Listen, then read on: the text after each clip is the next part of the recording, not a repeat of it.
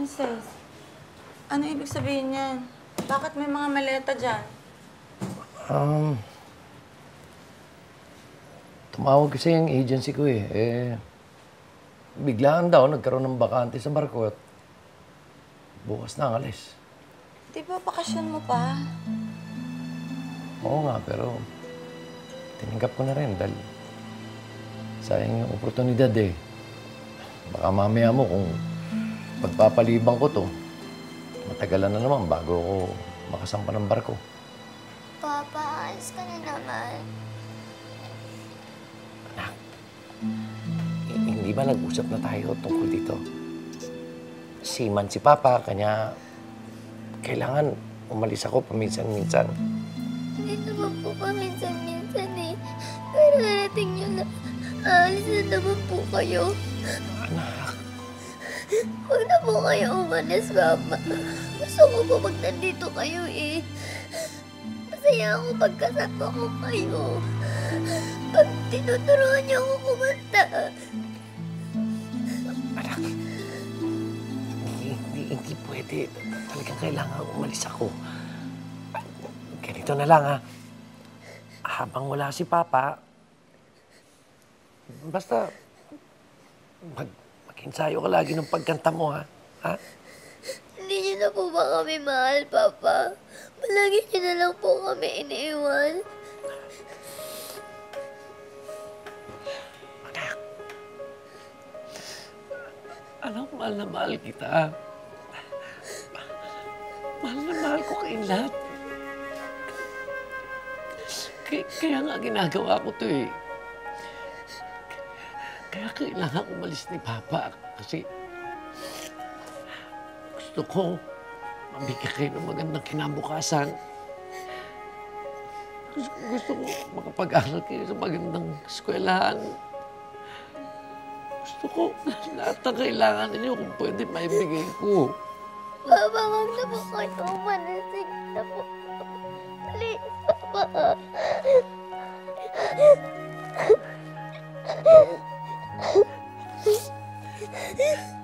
Siyempre, anak. Darating ang araw. Maintindihan mo rin kung bakit kailangan umalis ni Papa. Pero ito, gusto ko tandaan. At huwag mo kakalimutan. Anak, mahal na mahal kita. Mahal ko si Mama, mahal ko kapatid mo, mahal ko lolo, mahal ko kayo lahat. Huwag mo kakalimutan yun, anak ko. Papa, huwag na kayo umalis. Papa! Papa! Papa! Papa! Papa! Papa! Huwag niyo ako iwan. Papa!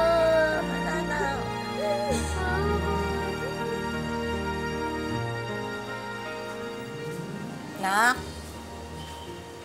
Oh, gabi na. Ba't hindi ka pa natutulog? Ha? Ma, bakit palagi tayo iniiwan ni Papa? Ha? Kailangan kasi anak eh. Ba't yung iba kong classmate, palagi silang kompleto? May tatay, may nanay. Ako, palaging kayo lang kasama ko. Nak, seaman kasi si Papa. Kaya kailangan niyang gawin yon. Para sa kabutihan din naman natin yun eh.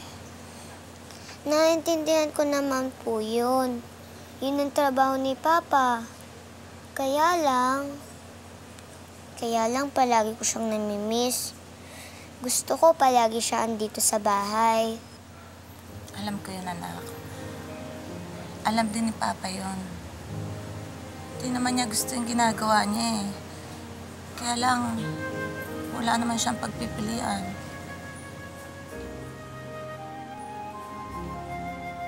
Mama, shooting star! Ha?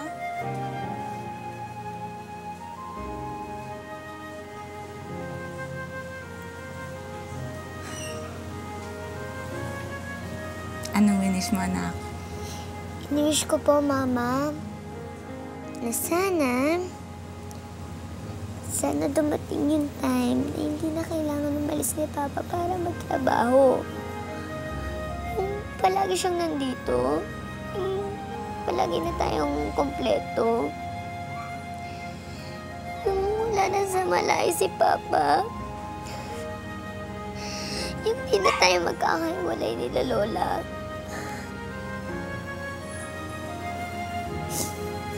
Hayaan mo na.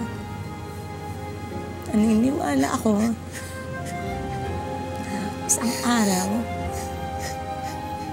yung winish mo, matutupad yan.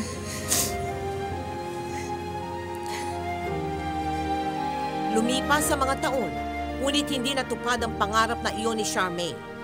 Bagamat biniyayaan siya ng magandang mukha at magandang boses sa pag-awit, lumaki si Charmaine na walang bilib sa sarili.